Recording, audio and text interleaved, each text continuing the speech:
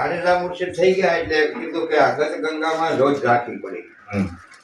જોત રાખવી પડી એટલે કીધું કે ભાઈ આપણા આ ગતનો કોઠી અત્યારે પ્રયાણ માર્ગે જાય છે, બરોબર. એટલે કીધું કે કોણ તો કે એટલે તોરલને તરત અંદવાળું છું કે લાઈટ થઈ ગઈ કે જેસલ હોય.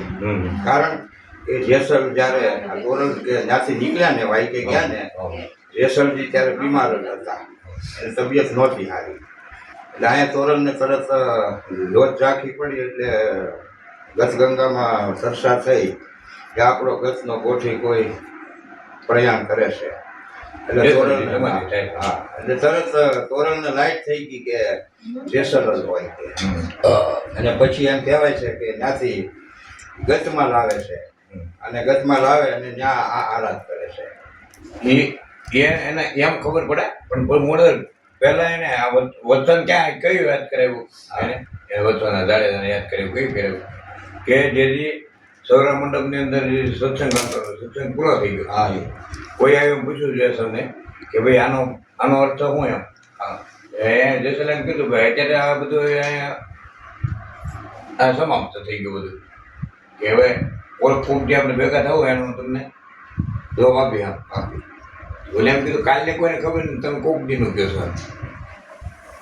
પછી જેસલે એમ કીધું મારી ઉપર ભરોસો નથી, અલગ જણે તમને ભરોસો છે, હું તમને જાઉં વસન આપું છું. હું કીધું કે હું સમાધિ થઈ જાય ને 3.5 દિવસ જવાબ આપી. હું કીધું એને 3.5 દિવસ સમાધિ થઈ જાય ને તો હું 3.5 દિવસ જવાબ આપી અને તોરણના રૂવાડા ખાંડા થઈ જાય કે આ વસન જે દીધી ભારે પડવાનું છે. અને પછી તમને કહું જીદીને સૌરા મંડપમાં પાછું જવાનું થયું એટલે જેસલને એમ કીધું હાલો. જેસલે કીધું ફૂટાકો આવી ગયો મારો મારથી એવા હે નહીં તમે વાત કરી. હા ન્યાય ગયા ને તમને રોજ રાખી પડવા મળી તોરણને ખબર પડી કે જેસલ સમાધિ થાય છે ને બધા સાધુ સંતો ત્યાંથી સીધા લઈને ન્યા લઈને પછી ગામમાં પૂગ્યા એટલે કોઈ ગોવાળિયાને પૂછ્યું ભાઈ જેસલ એ તો સમાધિ થઈ ગયા એટલે જ વિચારી કે 3 દિવસ થયા કેટલા 3 દિવસ. અને સમાધિ પાસે તોરણ લાવ્યા 3 દી થયા એને 3.5 દીનું કીધું 3.5 દી જવાબ આપ્યો.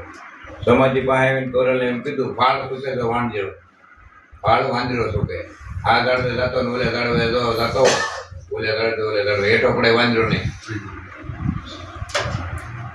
ફાળ સૂકે તો વાંજરો સર્વ સૂકે કાઢા કબીર બેઠો ને હસનો હોય. વસન સૂકે માનવી તોરલ કે તોયણેનો થાય વંશ હું. અને પછી એને આરા તંબુરો લીધો ને એ વસન યાદ કરાવ્યો એને. એ વસન જેથી બોલ્યો તો તું જાડેજા મેવાડમાં જેતુના વસનમાં. પછી જાડેજાને એમ કીધું છેલ્લે એમ કીધું કાલે કહેવાય તોરલ કાઢી રાડે કે જ્યાં સુધી દુનિયા રહે ત્યાં સુધી મને એવો કલાક લાગશે તોરલને કે સતીમાનું નામ નહીં આવે. કાલી કહેવાય તોરલ કંઠી રાણી કાઠી રાણી નહીં કઠી રાણી પણ ગાવામાં સીધું કાઠી રાણી કે કાઠી રાણી નહીં કઠી રાણી એટલે કાષ્ટની હતી. કાષ્ટ કહેતા લાકડાની પૂતળી હતી તોરલ છે એને એમાં કોઈ સાધુ સંતોએ એના પ્રાણ પૂર્યા અને પછી એને સાસડિયા કાઢી નાખી. સાસડિયા કાઢી જેસલ નાખી અને કઠી રાણી બોલ્યા જીવો તોરલ કઠી રાણી. અને ત્યારે બધા વિદેશી ભાષા કાઠી રાણી અભ્રષ્ટ થાય. હા ધીમે ધીમે પછી તમને કોઈ એને હાથ લંબાવીને બધાને મળ્યા અને પહેલા મળ્યા રૂપા દે માલ દે પછી તોરલ દેલા પછી જોડે 3.5 દિવસ જવાબ આપ્યો. વાણીમાં આવે છે.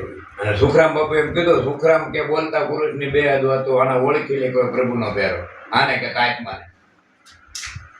સુખરામ કે અશ્ચિત મહેલમાં બોલી રહ્યો 52 બાર બોલું હું બોલવું તમને હમણાં દેખાતો નથી 52 બાર.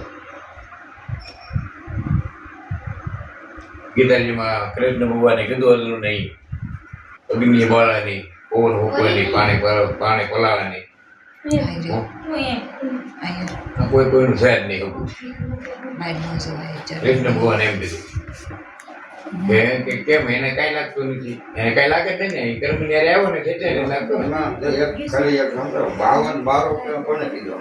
52 બારો સમજ્યા? કે 52 અક્ષરનો આ સૃષ્ટિ કીધી કે નહીં? હા 52 અક્ષરની આ સૃષ્ટિ કીધી, આ જગત કીધું. અને એનીથી પર કે કોણ? ઈશ્વર કે પરમાત્મા. કે ઈ જે બોલે છે ઈ 52 થી 12 અક્ષર 12 અક્ષરાતીત.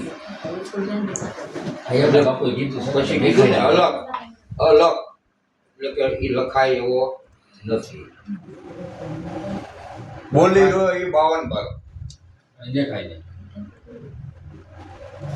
પછી વાત કરો તમે કરી નાખો, પછી તમને એમ ખબર ને કે નાખો. નહીં, તમને પછી ખ્યાલ આવવાનો. તમે તમારા જે એ તમે કહો એ બરાબર. તો આ 52 બારાને શું કામ કીધું ખબર? આને 52 બાર કામ કીધું? જે બોલે છે 52 બાર શું કામ કીધું? તોરણે એમ કીધું કે ધડ ઉપર શીશ મળાને પાનભાઈ ખેલશે ખાનાની દાન, તમારું અહંકાર અભિમાન રૂપી શીશ ઉતારી દો તો તમને રમણ દો 52 ની બાર. કે તમને 52 બાર કરતા એમ કીધું તમને શબ્દની ઓળખાણ કરે. શબ્દ વસ્તુ છે, એ જ વસ્તુ છે કે જે સર તમને કહો મારું કરતો ન્યાય ગયો ભાંગીને ભૂકો થઈ ગયો, ભાંગીને ભૂકો થઈ ગયો. તોરલ એના પરિચય હાથમાં આપી ને એમ થઈ ગયું ઓહો. અને જેથી રાવણ છે, રાવણ એમ થયું મારી જેવું કોઈ બાણા વળે નથી. રાવણને એમ થયું મારી જેવું કોઈ બાણા વળે નથી. રાવણ મંદોદરીને સામે ઊભી રાખે અને સવારમાં એનો નિયમ આમ કરી બાણ મારે, લટકણી હો પણ બાણ નીકળી જાય. પછી મંદોદરીને એમ કહે મારી જેવું કોઈ બાણા વળે છે કે નહીં? દરરોજનો નિયમ મારી જેવો બાણા વળે કે નહીં. પછી એને કાંઈ કોઈ પૂછવાનું નહીં. દિવસમાં એક વખત સવારમાં પૂછવાનું, ઊભી રાખે આને બાણ મારે, બાણ લટકણી હો પણ નીકળી જાય. પછી પૂછે મારી જેવું કોઈ બાણ. તો મંદોદરી મળવા ગઈ એટલે એને બેનપણીએ કીધું એ તો લંકાની મહારાણી છો, તને શું દુઃખ હોય? કે કાંઈ નહીં, એની કાંઈક છે કે મારો પતિ છે ને બહુ ઘમંડી જાય. એ ઘમંડ હોય તો એને કરવા દે, એને ભોગવવાનું તારે ભોગવવાનું. કે એમ નહીં, મને સવારમાં ઊભી રાખે બાણ મારે, લટકણી હો પણ નીકળી જાય. પછી હું કહું કે નહીં કોઈ બાણા વડે તમારે જેવો નથી. મને એક જ બીક છે, જેથી સૂકી ગયા ને તેથી મારું મોત છે. જેથી મારું મોત છે કે ભાઈ હવે તને પૂછે તો તારે એક કામ કરવાનું. તને પૂછે કોઈ બાણા વડે કરો તો તારે કહેવાનું નહીં કહેવાનું ક્યાં તો દુનિયા ખરા શેર માથે હવા શેર હોય. અને ઊભી રાખીને પૂછ્યું કે મારી જેવું કોઈ બાણા વડે ક્યાં તો દુનિયા છે શેર માથે. પછી રાવણને એમ થયું કે મારી બાણા વડે કોણ છે? એને એમ થયું કે અયોધ્યાની અંદર રઘુરાજા, રામનો જન્મ થયો, રઘુરાજા છે એ મોટો બાણા વડે છે. એને એમ યુદ્ધ કરવા ગયો રાવણ. અને સવારના પોરમાં તમે પહેલા કોઈ બહાર જતા ને લોટા લઈને જતા, ત્રાંબાના લોટા હોય એવો લઈને બહાર જતા. રઘુરાજા બરોબર આવે અને રાવણને પડી ગયા ક્રૂર દૃષ્ટિથી કે અયોધ્યાની આમ આવે. રઘુરાજાએ લોટો હેઠો મૂકી દીધો. પછી ડાબ હતો, ડાબનું બાણ મળે રઘુરાજાએ બાણ બનાવીને આમ ઘા કર્યો બાણનો. પછી રાવણે કીધું હે રઘુ તો હું મને બાળે હું ખડ શોધવા મળ્યા. એને નમ્રતાથી વાત કરી, હું ખડ નથી શોધતો કે હું ગાવું કર્યા. ગાને વાસુડું ધાવે છે, એને સિંહ મારવા આવે તો એ બાણ મેં ગાને બોલાવો સિંહને માર્યું કે આ વાત તું બંધ કરી દે અને હું તારી સામે યુદ્ધ કરું. એ જે કરવા હોય એ પહેલાં તું જોઈ આવ્યો. તું જોયો તું હોય જા. પછી એમ કીધું રઘુ કુળ રીત સદાય સદાય એ પ્રાણ થાય પણ વસન ન થાય. તું આવે તો અમારો કોક ન્યાય છે. એ જોવા ગયો કે તમને કોઈ ડાબનું બાણ સિંહને વાગી ગયું છે, ગાને વાસળું ધાવે છે. ડાબના બાણથી કેટલા ઘા ઉપર સિંહ મરી ગયો ને એટલે રાવણના અત્યારે એટલા પડી ગયા, હું કાંઈ ન કહેવા. રાવણ તો રઘુરાજાને પૈયા લઈ ગયો કે મને માફ કરે, કે હું તને માફ કરું છું. આજથી ત્રીજી પેઢીએ રામ જન્મ છે. જે અયોધ્યા એની ક્રોધિષ્ટિ કરીને હું માફ કરું છું, રામ તને માફ નહીં કરે. તાણે ચેકિંગ કહી દીધું હું કેમ્પ્યુટરમાં કે જેથી નાખવો ને તેથી આના ઘરમાં હાથ નાખવો. અત્યારથી એને આજ્ઞા ભાગી દીધા તો એ આવા વાળો પુરુષ કેવો છે? રામના ઘરમાં જ ચોરી કરી એને જીતાઈ. એની ઘરે વેર ભાંગી. હા એમ એમ કીધું બોલતા પુરુષને બે એ વાત નથી પૂરી છે હો ભાઈ.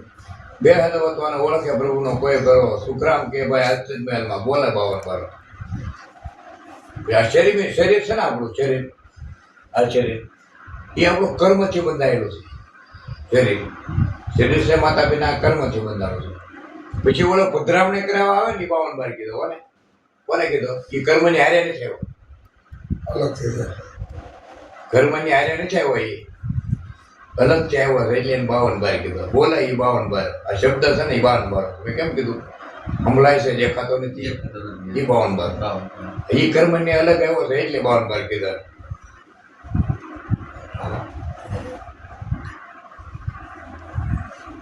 ગંગા છે એમ જ કીધું રમાડી દો 52 ની બાર.